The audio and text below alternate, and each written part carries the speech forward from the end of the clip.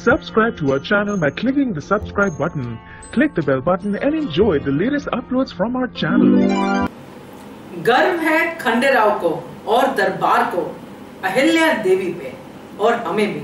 नमस्कार दोस्तों, स्वागत है आपका आपके अपने चैनल हंग्री स्पिरिट्स में। हंग्री स्पिरिट्स देख रहे सारे दर्शकों का मैं अंजू शर्मा दिल से स्वागत करती हूँ।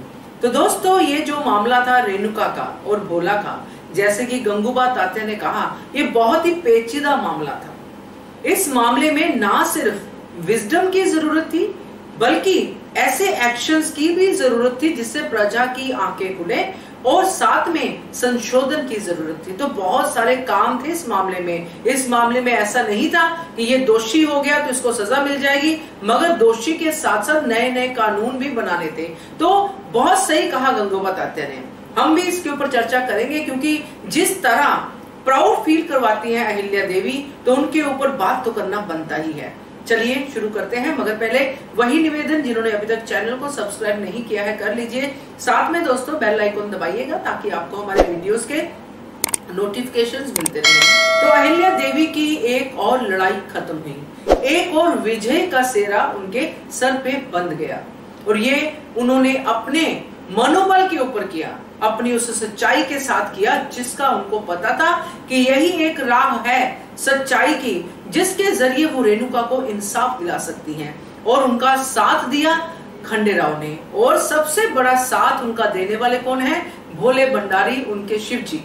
तो ये पूरा का पूरा जो हम देखते हैं, हमने पूरी जर्नी देखी है इस केस की, उसमें हमने हर पल ये देखा है कि कैसे हर बार उनको रुकावटें आई और कैसे उन्होंने उन रुकावटों का सामना किया। मगर जब गंगूबा तात्या बोल रहे थे अहिल्या देवी के बारे में कि छोटी रानी गर्व है आप पे, जब उन्होंने पूरा डिटेल में बताया कैसे मामला पेचीदा था, कैसे आपने जो कसूरवार है उसको सामने रखा, और फिर जो खंडेराव ने जो फैसला सुनाया उसमें भी उन्होंने साफ साफ ये बात कह दी कि जिस तरह एक गुनहगार बच जाए तो कोई बात नहीं, मगर जो बेकसूर होता है उसको सजा नहीं होनी चाहिए।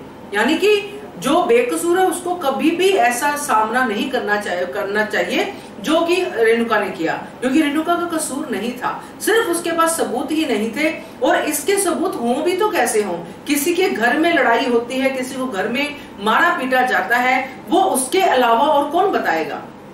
जिसने मारा वो तो नहीं बताएगा, घर के लोग तो नहीं बताएंगे, है ना? तो ये रेणुका का ऐसा चक्कर था जो कि डोमेस्टिक वायलेंस का चक्कर था। और उस समय डोमेस्टिक वायलेंस के इस केस को किस तरह से अहिल्या देवी ने लिया और कैसे उसको सॉल्व किया, सच में बहुत ही अच्छा लगा दोस्तों इसका एंड, इस केस का and.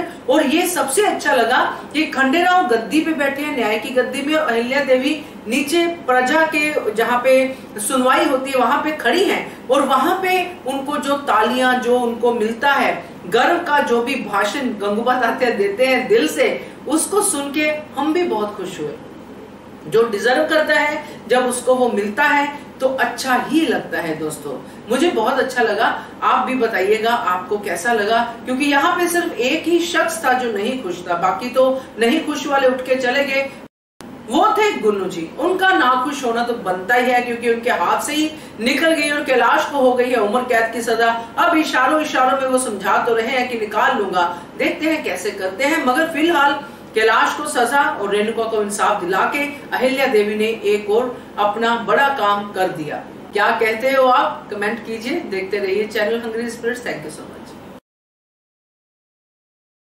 Subscribe to our channel by clicking the subscribe button. Click the bell button and enjoy the latest uploads from our channel.